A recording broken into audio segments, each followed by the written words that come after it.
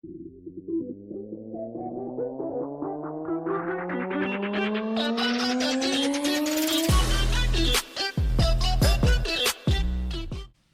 and welcome back to another episode of Let Loose with Moose. Today I have another ape from Blocmates with me today. Hello Jedi, how are you doing?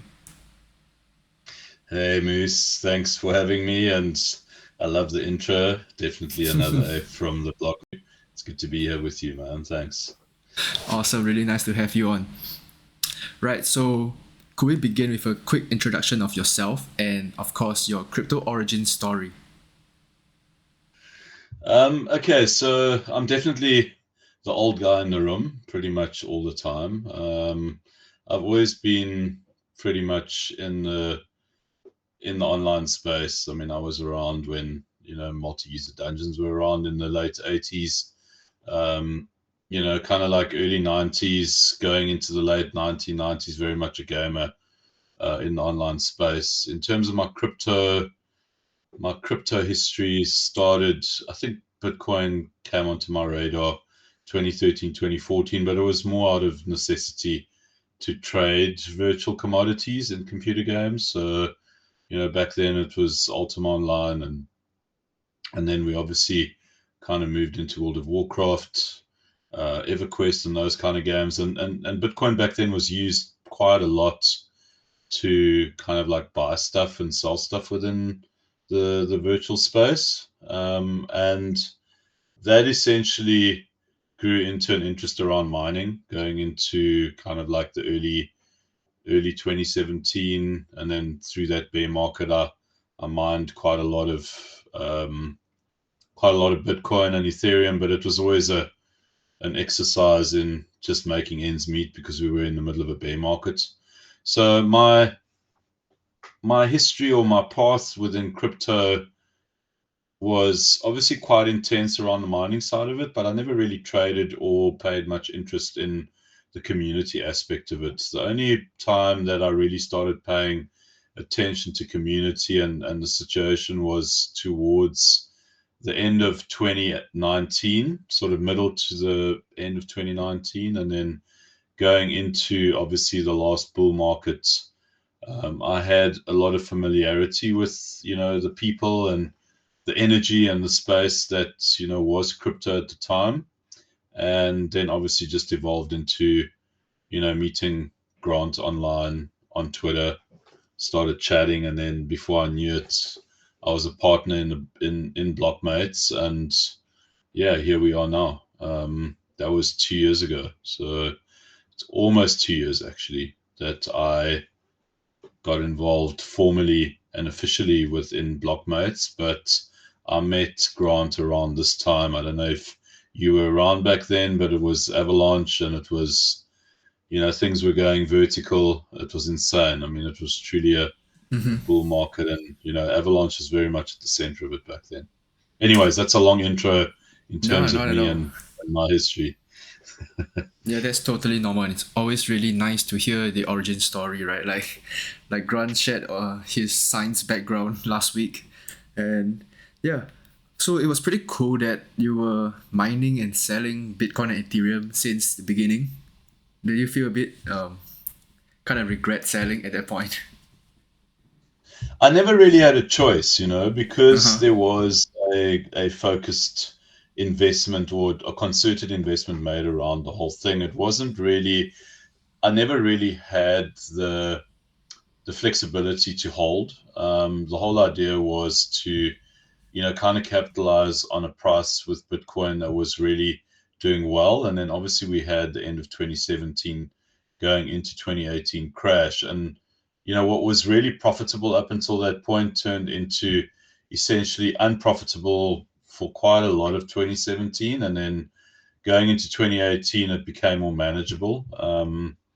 But it was never, I think the strategy or the business strategy approach at the time was to use the Bitcoin and the Ethereum to pay the bills, and whatever was a surplus was a case of obviously holding and growing the portfolio. But unfortunately, that was never afforded to me at the time. So yeah, it's kind of like when things go pear shape, you just got to make a plan, I suppose. Yeah, but that's a really nice mindset there, because I would imagine, like, if I was in that situation, I'll be like, wow, if only I didn't sell to make ends meet at that point of time or something like that, right? Then you'll be freaking rich right now. Yeah, I think you know what it is though. I think ultimately the lesson that gets learnt in a situation like that is that it doesn't really necessarily matter what the situation is. Like in trading, the experienced traders always talk about having a plan, and I think this is just another example of that, where you got to stick to your plan. You don't, like, okay, so things went badly, and now what do I do? It's not. It's, well, you just go with the plan. You don't just change it. You don't try and find a whole lot of money to support what you don't know is going to happen. If we, it's kind of like putting money in a losing position. So Bitcoin price crashes, and then you have this whole idea, okay, well, I'm still going to hold and I'm going to use other money to pay my expenses. But then you don't know how long the price of Bitcoin is going to be suppressed for. You don't know how long you're Right, going to be right. paying bills on electricity for. So it was never really like you're already in a hole, right? So you've put out this capital outlay, you haven't paid off what you've put in, you're in a hole, you're underwater effectively. It's like any position, you place a bet. If it doesn't go the direction that it's supposed to go and you're underwater, and then you've got to stick to the plan. So I'm glad that I did, because I learned a lot about essentially kind of managing the situation. Like, so you could argue that there was a form of risk management. I learned how to like really keep costs down, in a situation like that. And you'll be surprised at how many expenses there are within the context of running an operation where you are mining.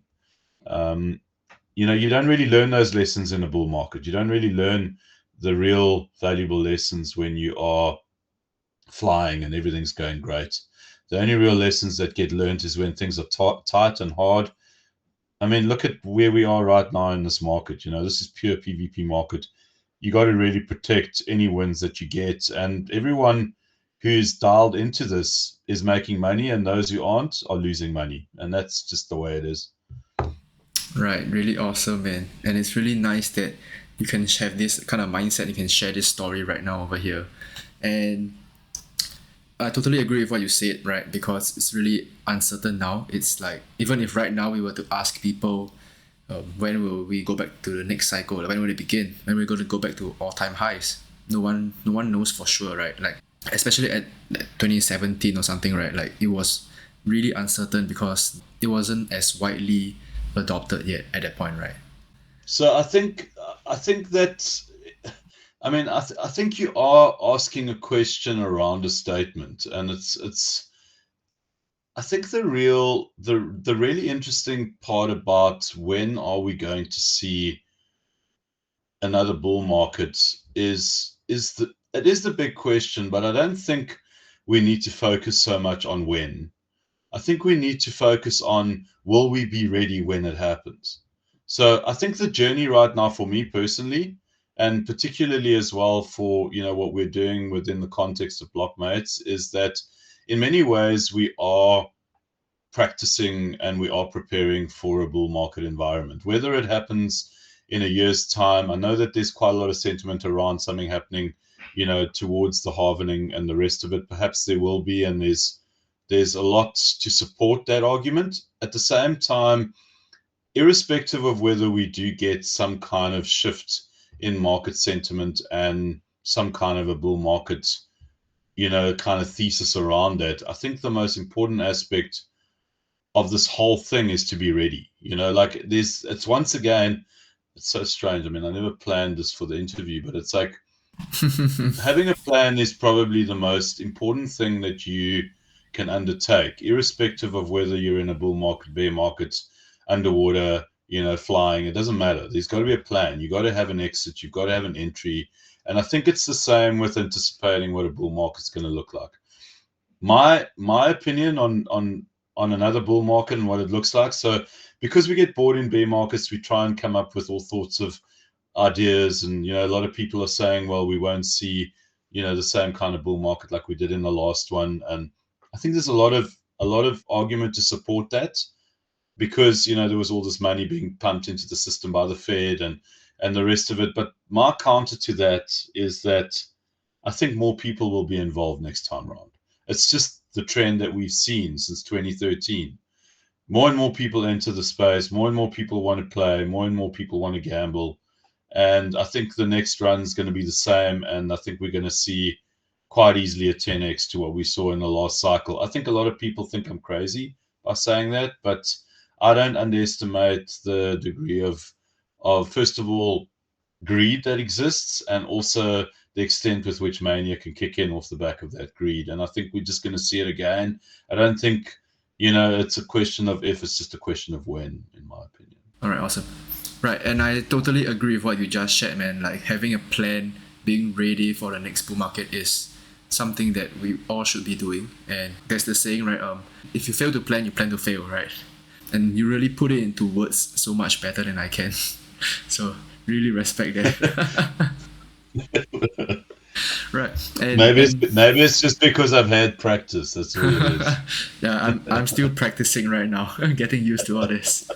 Right, and you mentioned that you kind of met Grant on Twitter. So could we hear a little bit more about that story of how you kind of ended up joining Blocmates, and share a little bit more about what your role is and what you do at Blocmates? Okay, so during 2021, was kind of mid 2021, was the real, like the real rocket ship bull market time. And it was all happening on Avalanche. Grant had just written two articles. He wrote the Wonderland Time article, and he wrote the Popsicle Finance article. And that was how I was introduced to Blockmates, and the idea that we could take, or someone could take, primarily someone like Grant could take this complex information and articulate it in a way that pretty much anybody could understand. I mean, you spoke about it in the interview with Grant. It's in terms of like creating crypto content that your father or your dad can understand. And in many ways, I felt that way, even though I've had like extensive tech knowledge and very familiar with online space. I did feel very overwhelmed by particularly Wonderland Time, and the kind of concept of how Olympus DAO worked and Olympus worked particularly. And Grant just really like articulated it in just the most incredible way. And the other thing was that he was very receptive to, and he still is after all these years. Like Grant is probably one of the most receptive and responsive people in the Twitter environment. Like great sense of humor, but also like he engages, and he engages in a real way. And I started chatting to him around ideas, in terms of, like what is he doing with Blockmates, how things like looking for the future. And we just started chatting, and long story short, we had a meeting in December, and it was kind of like we had a number of conversations around how to, essentially like, build something that could create revenue but still remain really like true to, like being honorable in the space. I think that's like one of the big things that still is lacking in crypto. Like you just don't really know like if people are just shilling you so that they can dump on you, or whether they're shilling you so that they can take advantage of you in other ways. There's just really like it's really a gray and murky area. And like the whole idea behind Blockmates was to just put, like the truth out there, like just to go out there and write about protocols and to expose them in their truth, and to let people know like this is what it's actually all about. This is where the value proposition lies. This is where the potential risks lie. And we chatted about this for quite a long period of time. It was several months, and then Grant said, listen, why don't you come with me? Let's take this journey together and see where we can take it. And that's what we did. It was very much a spontaneous thing, irrespective of whether we chatted about it a lot. It was still very spontaneous. There wasn't like all these conditions, and there wasn't like this convoluted complex. And it really did originate, in my opinion, from a place where we wanted the same thing. And even more so now. We still want the same thing, and it's, in my opinion, it's a lot clearer. And that's how it started, and it's just grown from that point onwards. And then obviously we've grown the team. We've become a lot more serious in terms of where we want to take this business and how we want to grow it. But I think at the very essence of it is that we've maintained the humor. We've maintained the fact that we just want to continue to provide value for our community. And it's not about the money. It's not about this whole idea where, we want to be the best content creators, absolutely, but we don't want to be like driven by greed and by self-interest around this. It's like, I think that one of the cool things about what Blockmates has become is that it's not about us. It's about this greater community and all the people in it, and their contribution as well. Like, there's some incredible community members that, like, I'm inspired by, and I think in the essence of it, that's where Grant started out, was like, I want to do this because people actually need perspective around what's going on in the space. Um, and now our community are the ones that are offering us that, and it's pretty damn cool. Awesome, man. It's really, really nice to hear that. Like, who would have thought that a couple of conversations could have brought you so far? And and it really like makes you think, right? That anyone can really just come into the space. Like, there's literally no prerequisites of any boundaries to come into the space, right? To start your own thing here. So that's really, really cool. Something that I really like about this space. I think for me, that's probably one of the most valuable aspects of being in this space, is that you can do pretty much anything. Like, a lot of people come into the space and they see the opportunities through a process of trying to grift people or trying to scam people or try and steal from people. That's one aspect of it. Like, every light side has its dark side, and a lot of people choose to do that. And then you get the others who choose to do it the other way around. And the rewards of doing it that way are just incredible. And it's like, you can pretty much, if you see a strength in yourself that you never thought you could do in anything else, I promise you, if you walk into crypto and you decide that you want to do project management or business development or even be a developer, and you sit down and you learn how to be a developer, like, crypto really does afford you that opportunity, and anything is possible. It really is a case of anything is possible, and you can define yourself, whether you choose to create content and interview a bunch of apes, and go and interview founders. I mean, if you had told me 2 years ago that I would be interviewing founders on a weekly basis, discussing the most complex topics and intricacies around protocols, I would have told you that you were crazy. And now I'm doing that, and it's part of what I do. And it's like, I would never have imagined that I would ever be able to, or even have the inclination to do something like that. And that's just crypto. You really Yeah. do, like, you can really reinvent yourself in whatever way you want, and you can do really well. And if you choose the right path, you can make money, you can make great friends, and you can basically have life changing, like, experiences. That's been my experience so far, and I hope, to be honest, it never ends.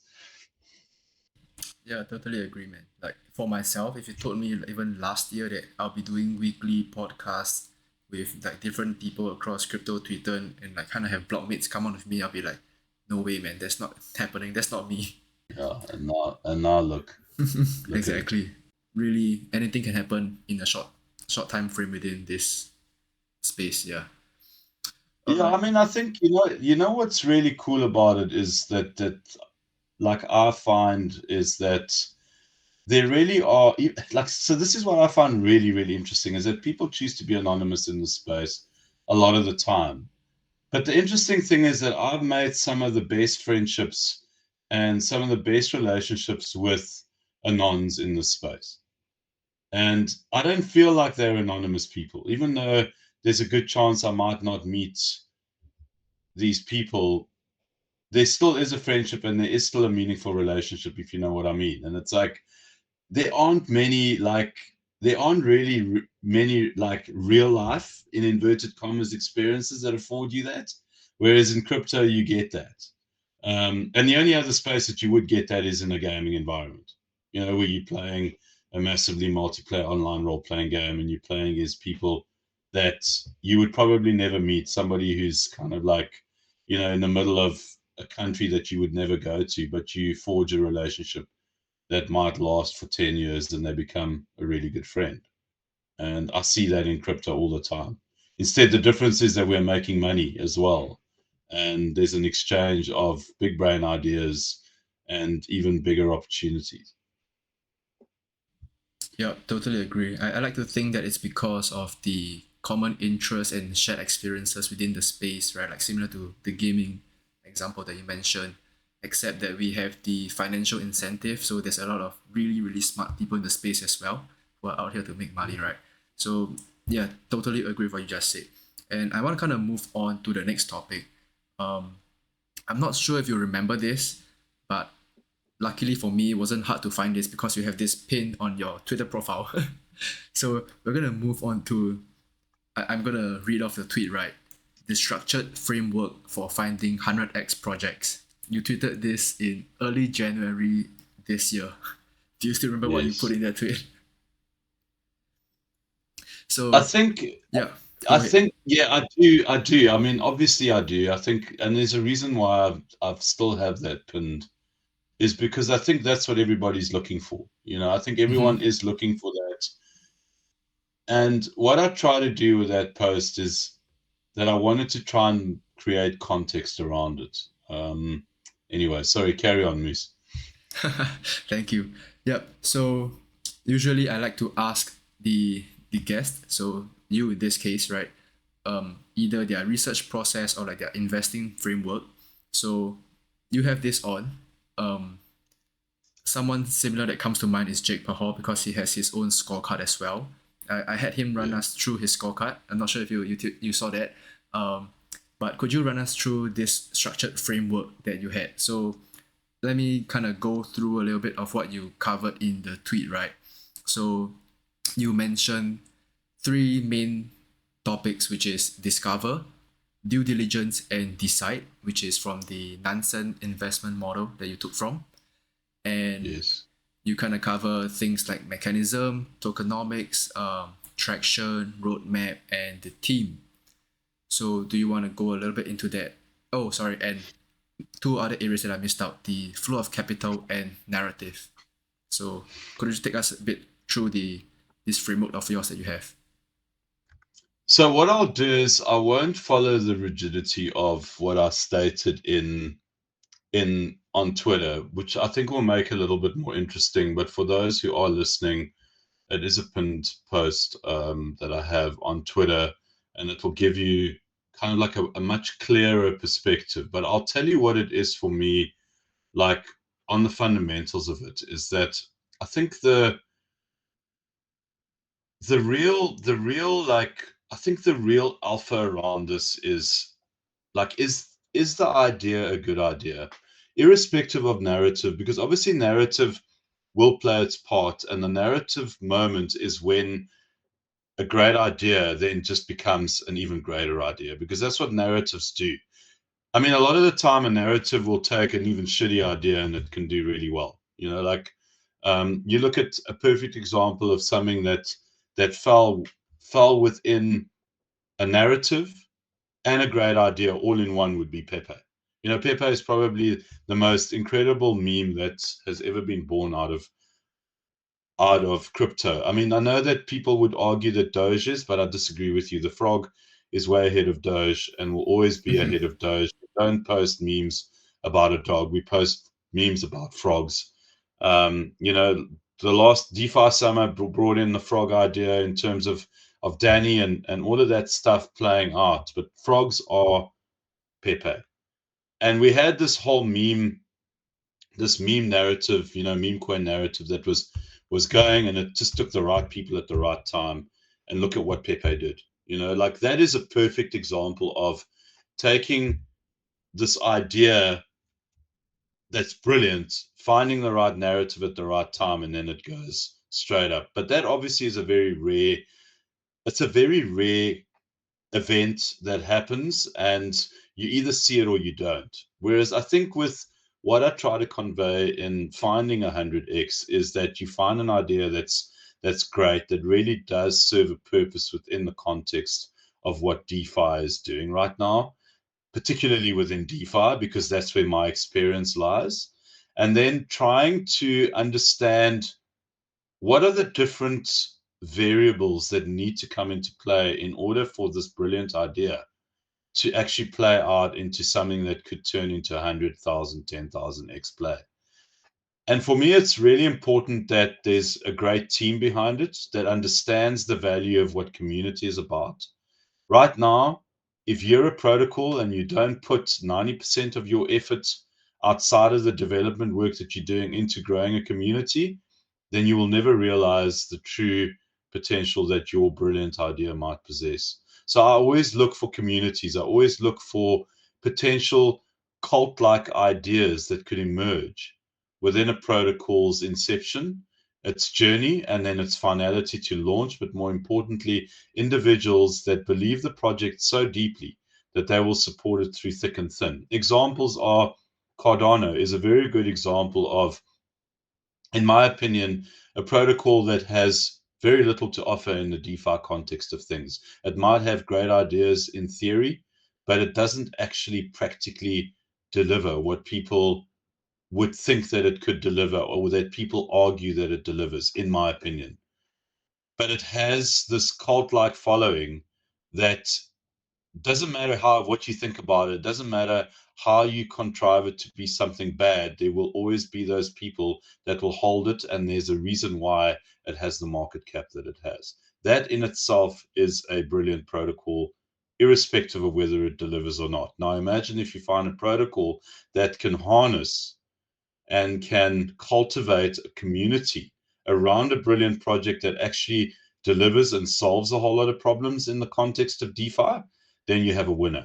And if you can identify those things within a protocol, you are placing a very good bet that this thing will do well in the future.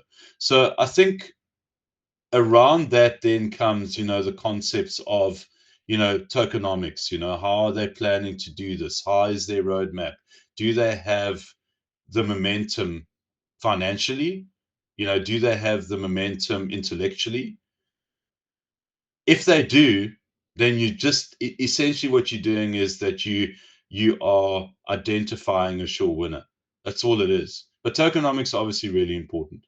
You don't want tokenomics that are going to expose, you know, later entrants to come in and then essentially get dumped on by the earlier entrants because there isn't a great vesting schedule. It's all coming out all at once. I mean, we've seen it with so many of these. In this last bear market, we've seen so many of these L1s that have come out. I mean, where it's just an opportunity for VCs to dump on later entrants. And I think you've got to protect as much as you possibly can through your tokenomics, your investors, whether they came in on a seed level or whether they came in, at a later stage. I mean, at the end of the day, we do understand that, markets, you are going to have losers and you are going to have winners. But I think if you've got a longer term view as a protocol, there's protocols out there that have vesting schedules where, tokens will vest over even up to a 4-year period. In my opinion, that's not a bad thing. I think that's actually what we need to see more of. And we need to see roadmaps that extend beyond 2 years. And we need to see roadmaps that actually take into consideration. I mean, if you look at some examples like of protocols that have really taken tokenomics to heart, I think Tapioca DAI is a perfect example of that, where, like I think the total number of tokens are going to take approximately 6 years to come into circulation. And then there's like a whole buyback principle through options, which protect essentially holders of the token by a treasury actually taking possession of tokens through a buyback system, which offers options to those who want to enter into, tapioca. And I think we need to see more. I would like to see more of those kind of scenarios play out, where there is like a genuine long-term view for growth and for sustainability within the protocol. Is it a wish list? I think it is in many ways. It's kind of like, you kind of dream of that kind of scenario where, the value is upheld over a 10-year period as opposed to just, 18 months or a year. And like in this bear market, people are selling off like immediately if this thing doesn't go straight up, which is unfortunate. And then I think the last thing within this whole thing is that you can't ever underestimate, just coming back to, the narrative. Like narrative is probably one of the most interesting and most important things that you can see play out around good ideas. And I think the perfect example that we've seen that's just played out, and many would maybe argue that it might have come to an end for now, is kind of like your Telegram and your Discord bots. Here we have the craziest thing where people are essentially investing slash betting into the idea of a bot trading on your behalf. But what they're not realizing is that they are actually supporting protocols that are going to land up outsmarting them and outbetting them come next bull market. But that's just the nature of the beast, and that's just the nature of how markets and narratives, more importantly, define the direction that we go in. But what I really enjoyed about the bot narrative is that the idea of bots and trading bots has always been around. It's always been there. Unibot, who's done exceptionally well over the last 2 to 3 months, has been around for a long time. It's not a new idea. Trading bots have been around, sniper bots have been around for years. But now all of a sudden the narrative emerges, the opportunity presents itself, and look at what happened. And it Mm-hmm. can happen with anything, and it's like, are you paying attention?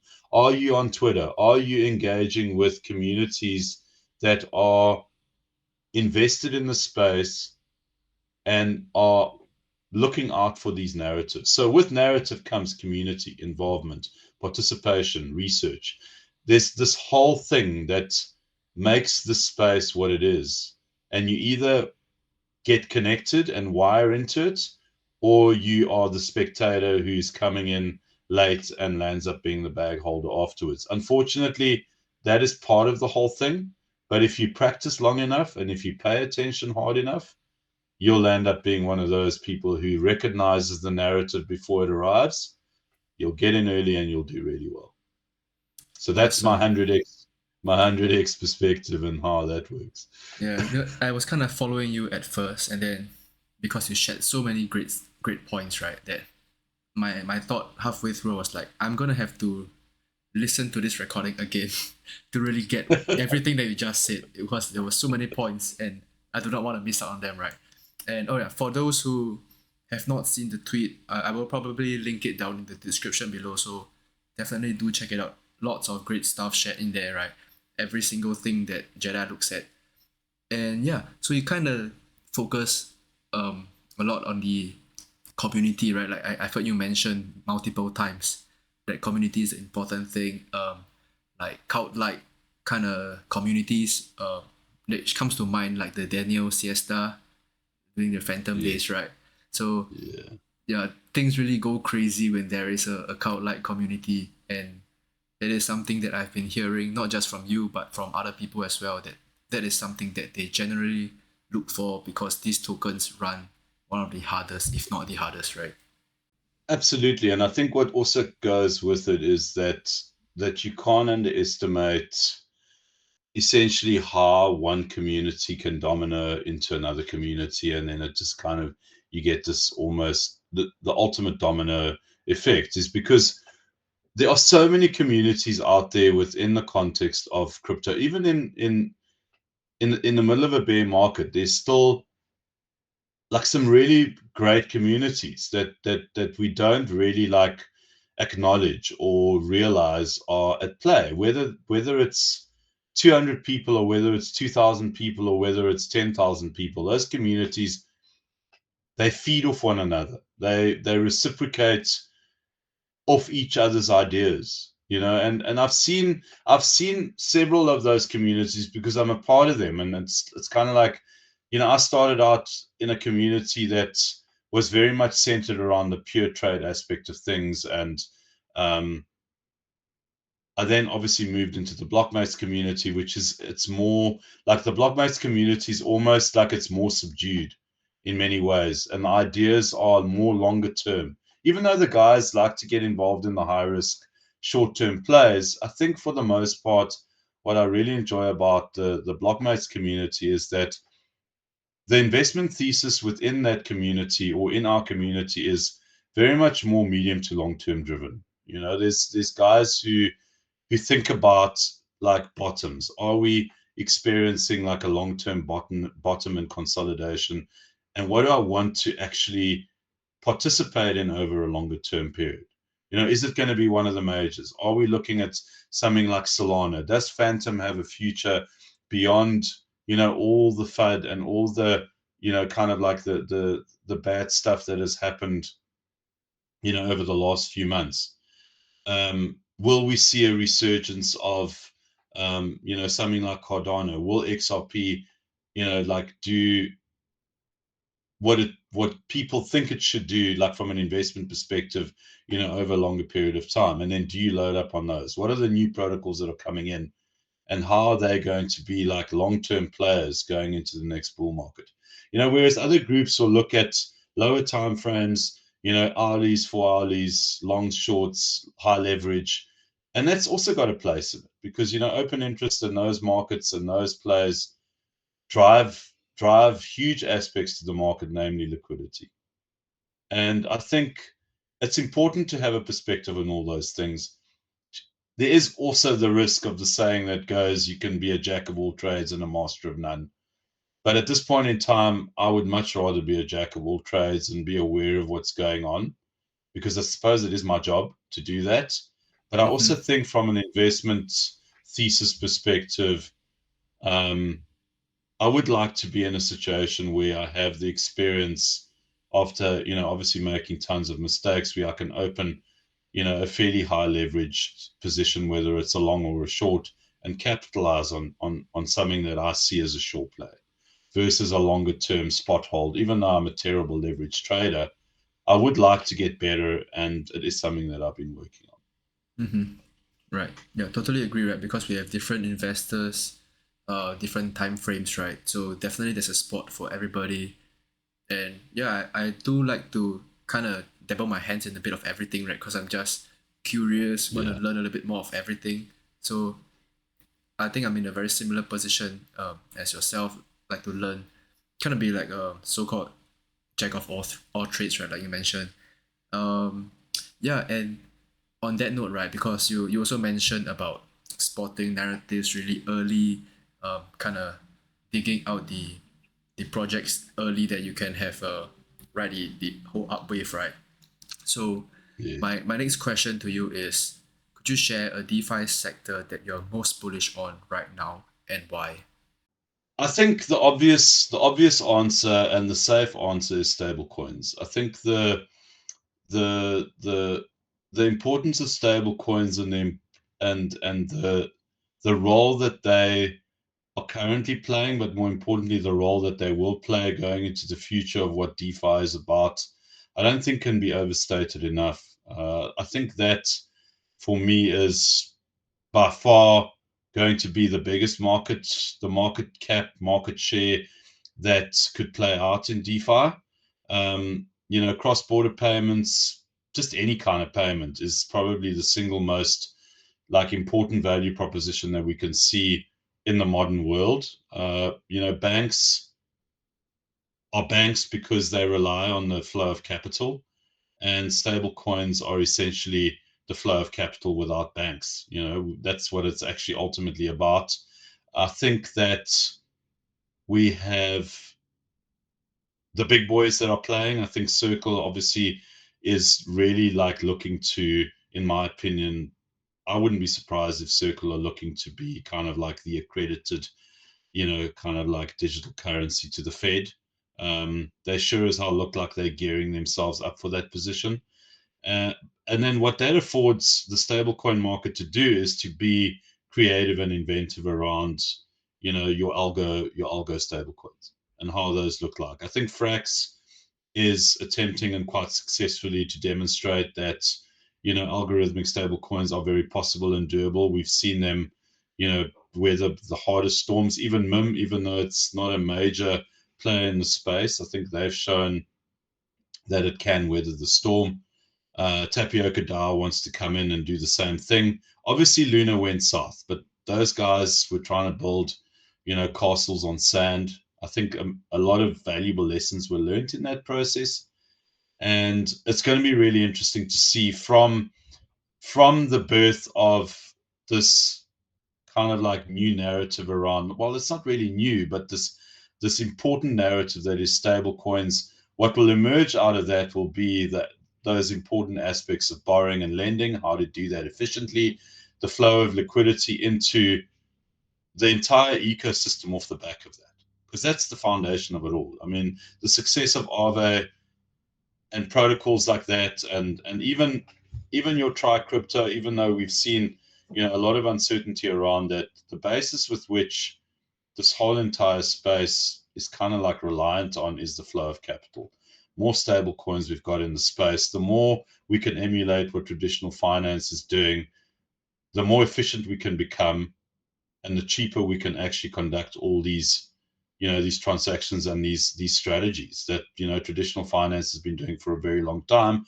But we know that it's expensive, we know that it's inefficient, and I think the whole point of DeFi and the whole point of blockchain technology is to essentially eliminate that resistance and to make it affordable, and more importantly, to give us the ability to do what banks and institutions have done for, the last 50 to 100 years. Why not do it yourself? Sure, there come the responsibilities of doing that, but at the very center of your question, just circling back, is definitely the stablecoin market and how that looks and how it plays out for the benefit of DeFi, and, essentially to lubricate the process of transacting and investing. That was a really interesting answer because that was totally not what I was expecting, right? Like when I ask this question, usually people will tell me like LSTs, RWAs. So I wasn't expecting you to say stablecoins at all, which I really thought it was really interesting, right? And I think you mentioned being able to do cross-border payments. I really, really hope for the day where we can all just move our money from banks to our wallets and then everyone just pays on chain from that point onwards, right?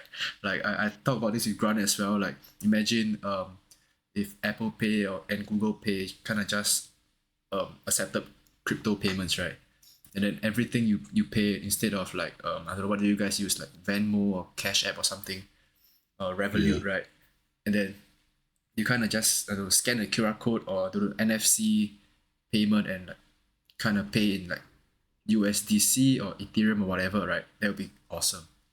It is kind of So the future that I'm it's got thinking of. Yeah. it's a it's already happening, hey Moose. I think there's a there's an application called Holy Held, which allows you to have a MetaMask wallet, which gets linked to a debit card, and you can essentially put it into Apple Pay, and you can go about your business like you would with any debit card, and it's all on chain. Oh You yeah, don't even yeah. need a bank. I've heard Yeah, of that, but it's like not yeah, available in my area, so couldn't have to yeah. try it out. Yeah. But yeah, Yeah, so I think it's happening, man. It's like your vision of how it's gonna play out, it doesn't even need a bank, to be honest. It's all right. about custody within the context of the DeFi space and within your own hands. And we're fast approaching that. And I think that in the next 5 years, I think we'll be in a space where I think a lot of people won't, like, especially the more kind of like DeFi centric people, I don't even think that there would be a need for a bank, in my opinion. And Mm-hmm. I look forward to that day as well. Right. Really looking forward to that as well. And Mm. I want to move on to the next part where we zoom out a little bit on the macro outlook, or let's have your opinion on that because I've seen some of your tweets in the past, the recent few months, I would say, doesn't seem very bullish, right? Like, I'm actually scrolling through your Twitter feed right now. And you posted like if you're buying into any pumps right now, just know you get dumped on. So things like that. So let's hear your take, man.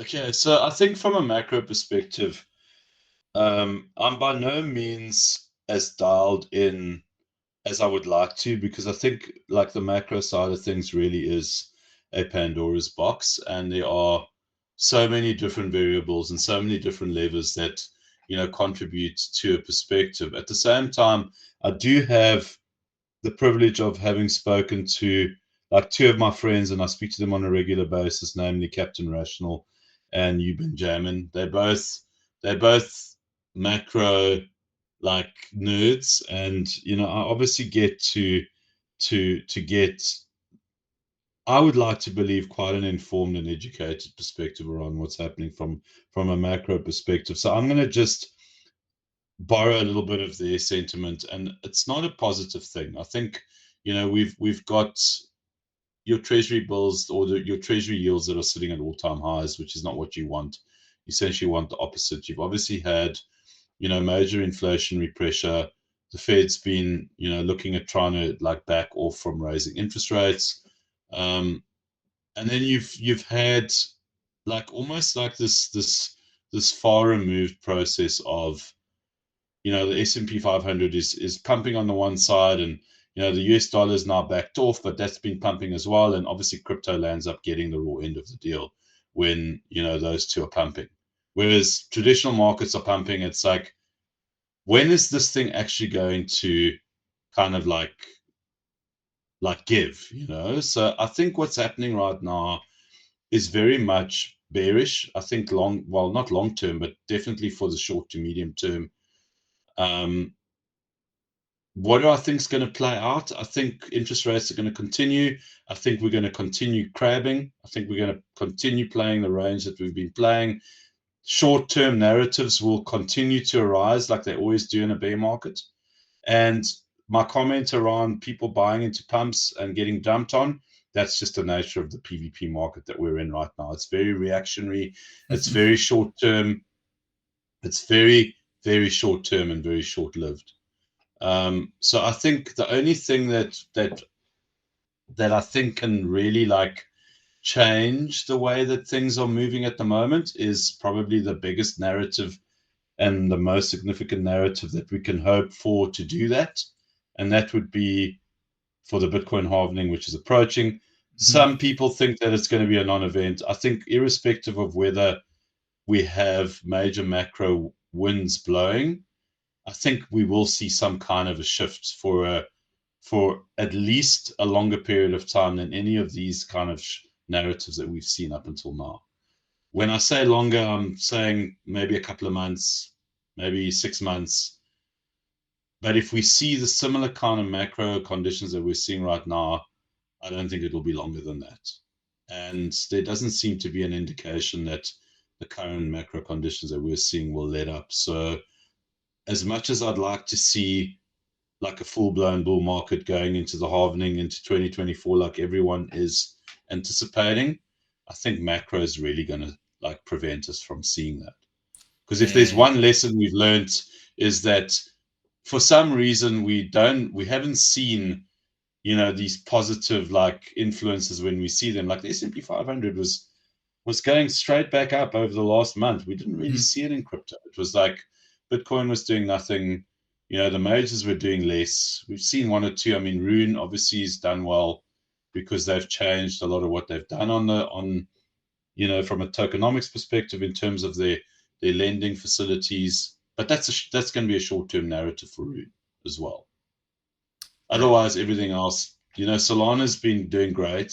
I mean, there have been opportunities, but I think overall it hasn't been great for crypto. Awesome. Awesome. Really awesome. Your answer is wonderful, man. Like I could hear you talk for Thanks. hours and hours. Yeah, and I'm not Clearly, I gonna. did. Clearly, I spent too much time doing this, so that's all it is. Yeah, I'm not gonna pretend that I know a lot about macro and kind of chime in on that. So I will just take in whatever you just shared and kind of ponder over it for the next 2 days, right? But yeah, I like your take on us not going into a full blown bull market, moving into to halving next year because of the macro conditions. Like, of course, I would like. I mean, I'm sure we all would like that event to be the huge event that kind of kickstarts everything, right? But yeah, I mean, I wouldn't know for sure. So I'm just kind of collecting everyone's inputs and then think about it. And you shared a really great one. So thank you for that. It's a pleasure.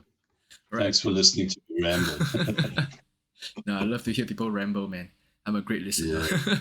All right, and I think we kind of touched on all the crypto stuff that I have for you already. Um, Now let's get to know a bit more about Jedi.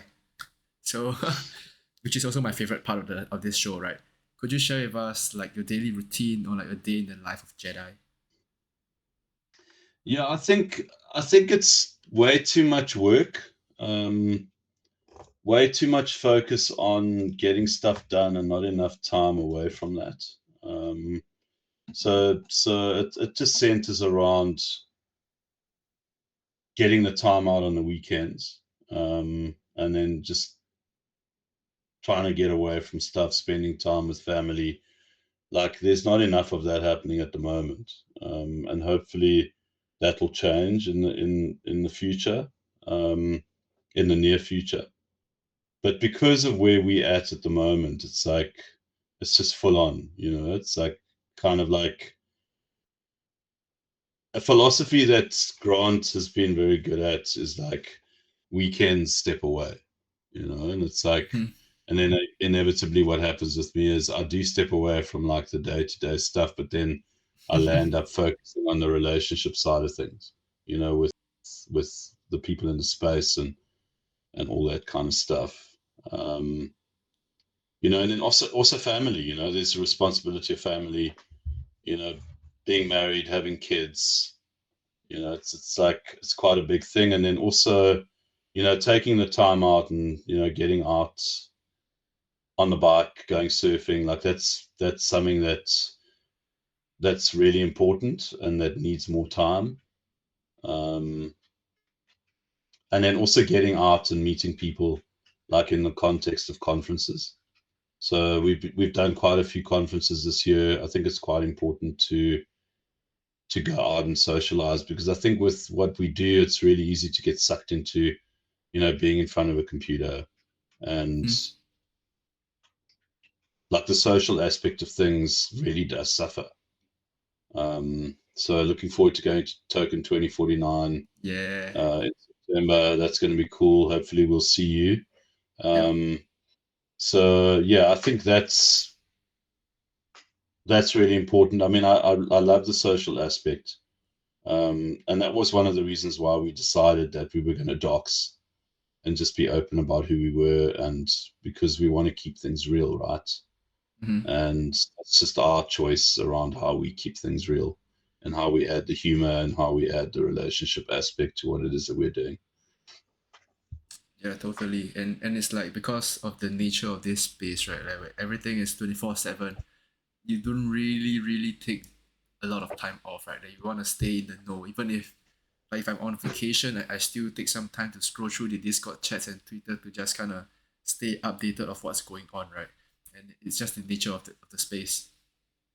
And you I mentioned, mean, yeah, yeah, I mean, we actually did a family holiday. We did a road trip. We went surfing. We oh went up the nice. coast.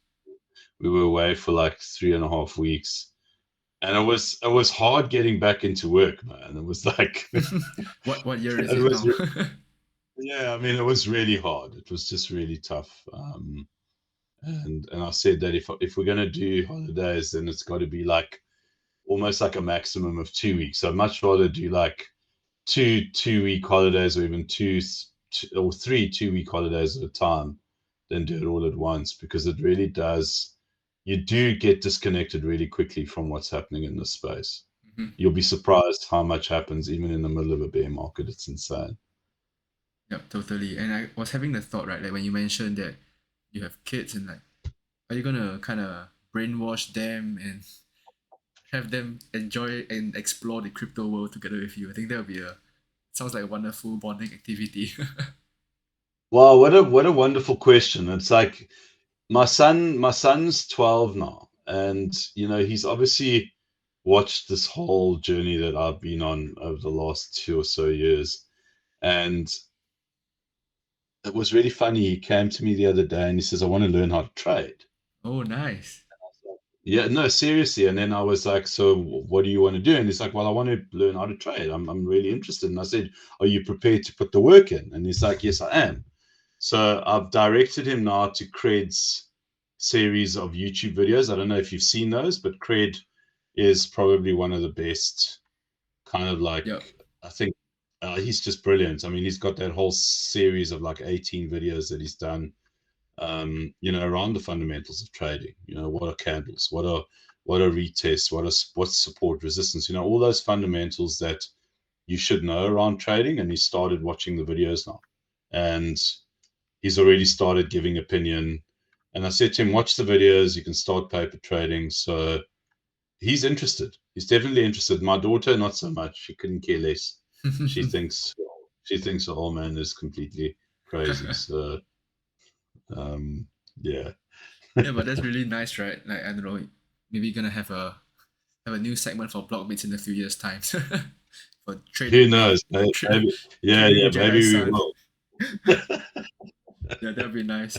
But I think that's really good, right? Like starting to have this interest at such a young age. I think, of course, mostly or entirely from your influence.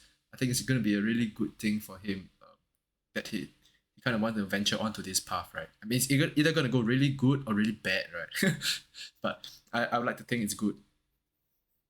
Yeah, I hope so. The thing is, I believe that I think one of the greatest things that we can do for ourselves, for our friends, for our children, for everyone, is to be able to give them an opportunity to learn something that will empower them and make them better. And I think if you do understand how to play a game and win at it, and trading is just a game that you learn how to play and win.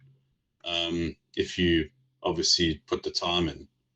And I think if you do that and you teach people, I mean, it's not just about your children, it's also just people that you encounter. I think it's a great gift to be able to impart to somebody.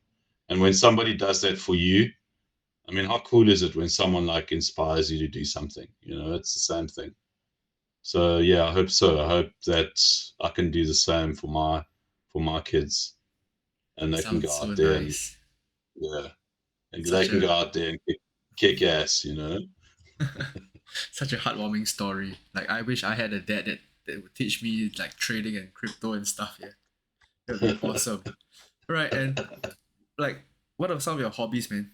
You mentioned you went on a holiday, brought them to surfing. Like, do you enjoy surfing, or are there like other hobbies that you kind of Yeah, enjoy? so mountain biking, Oh surfing. wow, I love my fly fishing. I like going away to remote destinations and fly fish. Like that's something that I just haven't done enough of the last 5 years. I mean, COVID kind of like put a bit of a spanner in the works from traveling and all the rest of hmm, it. But yeah, that's something special. And then obviously surfing is like also one of those things where that's like a great disconnect and kind of like just getting back to kind of like the normality of things. And then mountain biking, just I love going downhill, hate going up, but obviously for the exercise and the health aspect, I really enjoy that. It's good fun.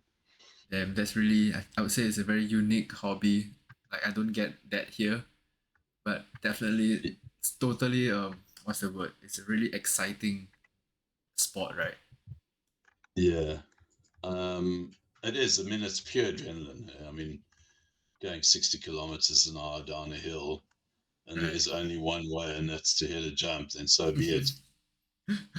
Yeah, sounds awesome. Really, really nice. And I think it's really great to be like going on active hobbies, right? Like you're out and about and moving, burning calories, staying fit, right? And I think of when I think about fit and I'm talking to blogmates, right? I kind of think of Dan. So I'm gonna probably gonna ask him some questions during my session with him. I will save that for that later. And like, what about your goals, man? Let's talk about some of your goals. Do you have any goals set for yourself to accomplish this year? That I don't know. What's the progress updates if there are? What are some of the goals that you want to set for yourself moving into the new year in a few months' time? I think that's a great question. For me, there really is only one thing that my focus and my everything in the space is about, and that's just making Blockmates better, bigger. We really do want to create something that is special within the space, creative, interesting, engaging, and just be professional about it. I think we've come a long way in terms of how we present our research and whether it's in video format or written format. But we really feel like we've got a long way to go still. So that's where the focus lies. In terms of where I would like to be going into the new year, I would like to obviously get more exposure for what it is that we do. I just feel like we are completely and utterly undervalued in the greater context of crypto. And it's not because we out for fame and the rest of it. We really feel like the information that we're putting out there is extremely valuable for those who actually pause and engage with it. And that we feel like they can learn so much, which will make them more empowered and better in the space. And we feel like we haven't come close to reaching all those people. If you look at the mainstream kind of content that people are consuming at the moment, it's absolute garbage. It's so far removed from what is really going on in the space, and what the potential of the space has to offer.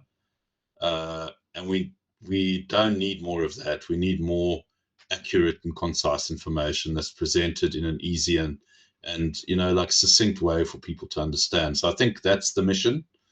I'd really like to achieve a goal where we can access those normies that are really struggling to come to terms with what DeFi is about, and they stay away because they just haven't had access to the information that we've put out there. So we obviously also need to up our game, and we need to do things better. So that's something that we're working on. And then I think the second thing is just being like aware of what's going on in the space and not kind of losing sight, because sometimes you can lose sight, of like where things are and where things need to be, and just to be constantly in touch with what our community wants, and to just be better at delivering it. Um, so those are the goals, and then hopefully one day, someone will come and give us an offer we can't refuse for Blockmates. That'll be nice. Ooh. So that would be cool. And then riding off into the sunset. I don't know whether we'd do that. I think we maybe too addicted to the space. Maybe we'll stick around and do something else. I don't know. Or maybe we will. Mhm. Maybe we will go and No, but you mentioned ride off into the sunset. Yeah. yeah, and you mentioned really great stuff there. I think one of the things you said was to kind of um help the newer people kind of onboard them into DeFi, right? Like, Yeah.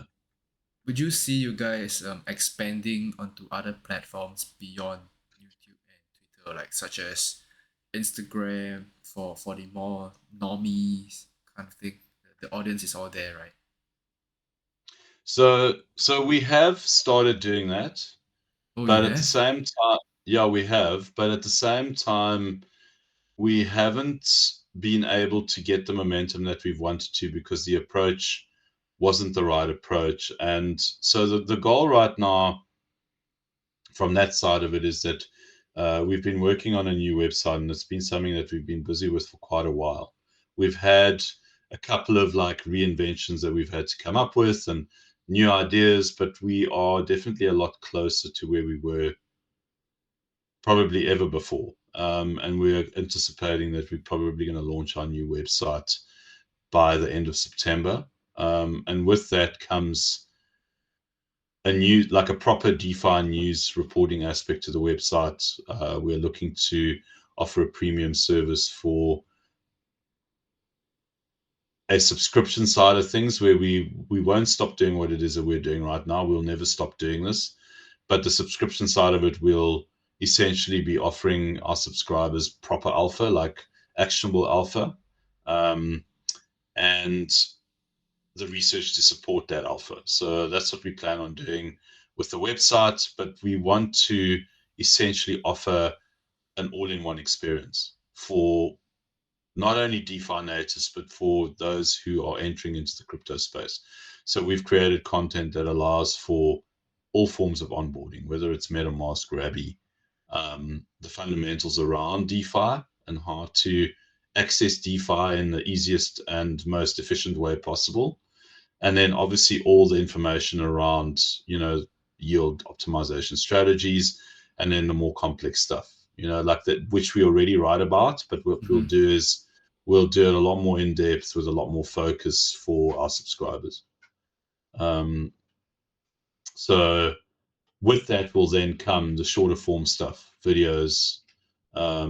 We've already started looking at uh, kind of like how-to videos. We've been speaking to a couple of people who will be helping us with that, so you can expect to see more of that kind of content, which we'll still put out for free. Um, and the whole idea is for us to grow Blockmates into a proper media company that focuses on crypto, whether it's education, whether it's just information, and also news. Awesome, awesome. Looking forward to the new website, man. And curious question: is your new Yes. subscription gonna be related to the LARP quest? Yes. So the LARP Quest is essentially a lifetime membership to that. The whole idea behind it is that it's a really small, limited number of NFTs that will grant people that lifetime membership. And with that lifetime membership and the NFT comes the opportunity to not only get access to that subscription service, but to also get the benefits of people who we might be working with, or protocols who we might be working with, who would want to do a promotion, for example, who want to do an airdrop, beta testing, alpha testing. So what we want to do is we don't just want to create an NFT for the sake of raising a whole lot of funds and then the NFT becomes just a pretty picture. The whole idea behind the NFT collection is that it's got to have utility, and it's got to have longevity and sustainability in what it is that it's doing. So the whole idea is that we're not going to land up printing 10,000 of them, issuing 500 and then keeping 9,500 of them so that we can dump them on our community.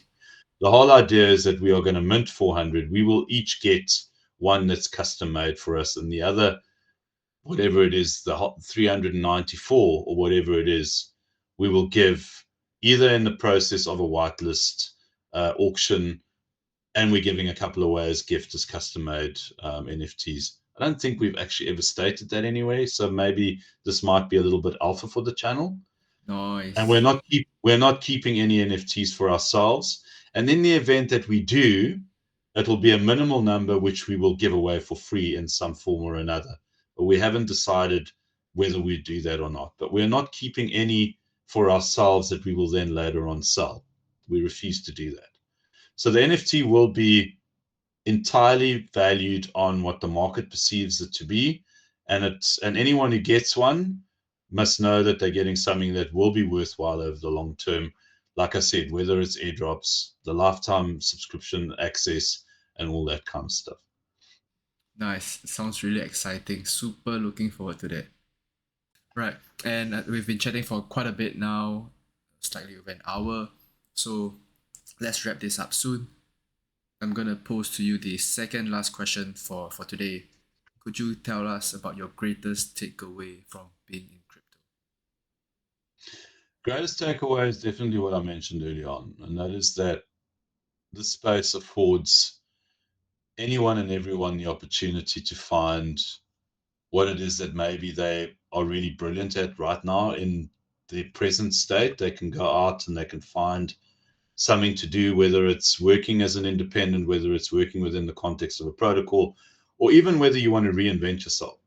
This is the space that affords you the flexibility and the most creative like space that you can find to do that. I really love that about what crypto is, and that's definitely my biggest takeaway from my experience in the space. Awesome, really awesome. And to wrap things up, let's have the three guest nominations from you for my podcast. So You've thought about this, haven't you? I have thought about it, and it's a really difficult question to answer because there's so many like awesome individuals out there that I would love to interview as well. So, if I had my choice for you, definitely Kobe. Like I really think Kobe is like one of those people that has pretty much seen it all, and I actually think he's a really good guy as well. I think there's been a lot of crazy stuff that he's done, and I think maybe there's been moments where he's done stupid shit as well. And I'd love to hear about those, and I'd love to interview him around that. So if you can get him on and you manage to pull it off and do something that I haven't been able to do, ask him about all the stupid shit that he's done and what he regretted along the way. I think another person who I think is like of high intellectual quality and I think would be really interesting to speak to on a personal level outside of the context of just crypto, I think would be Eric Voorhees. Remember Eric did that talk with the Bankless guys and with Sam Bankman-Fried soon after things fell out. I think he's a bit of a Bitcoin maxi, but I think he's one of those Bitcoin maxis who has a very healthy perspective on what's going on in crypto, and kind of like the dynamics of what crypto is all about. Mhm. Um, so I think he'd be like an awesome guest, and I think the other one who Grant also mentioned would be my choice as well, would be Matt from Tapioca, one of the founders of Tapioca DAO. And my sentiments are exactly the same as what Grant said. Nice. And that is, he's just got serious knowledge. He understands like the intricacies and the dynamics of the space probably better than anyone I've ever come across, particularly DeFi. And I think you could ask him any left field, right field, mid curve question, and he'd freaking give you a really interesting answer. So those are my three choices. Nice. I'm gonna pester him again. And the first two names that you gave were huge, man. Like I don't know if you can get him. Like if you haven't been able to get Kobe, I think I have a much harder to get him on, man. But maybe now, Moose. The thing is, though, that you're also growing. You're also growing in the space. You're also finding your mojo, and who knows where you're going to be in 6 months? Who knows where you're going to be in 12 months? The thing is that I think it's important for us to have those wishes and those goals. That's what makes I suppose that's what makes life interesting, Who knows, maybe one day I'll get an opportunity to share the space with Kobe and I get to ask him the questions. Maybe you will. Maybe you'll get a guest on that you didn't suspect you would. So let's see. Yeah, man. I mean, if I do get Kobe on somehow, I'm definitely gonna invite you. We can do it together. I'll be there, man, anytime. All right.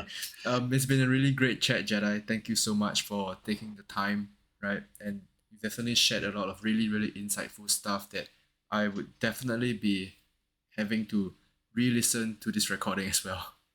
Um, Thanks, Moose. I appreciate it, and I appreciate the good vibes and the positivity. And yeah, man, carry on doing what it is that you're doing.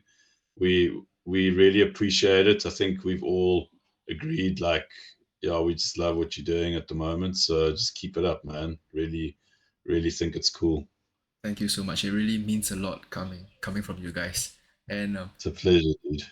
thank you, of course, to the listeners for tuning in as well. So I will definitely be linking Jedi's Twitter and that structured framework tweet down below. So do check him out. I'm sure you guys already know him anyway, right? And yeah, that's it for this episode. We'll see you in the next episode. That brings us to the end of this episode. I hope you enjoyed this episode as much as I did. Before you go, do remember to give us a thumbs up and hit the subscribe button so you never miss a thing. Comment down below what you liked about this episode, who you would like me to interview next, or any topics that you want to learn more about. Until next time, this is Moose moving out.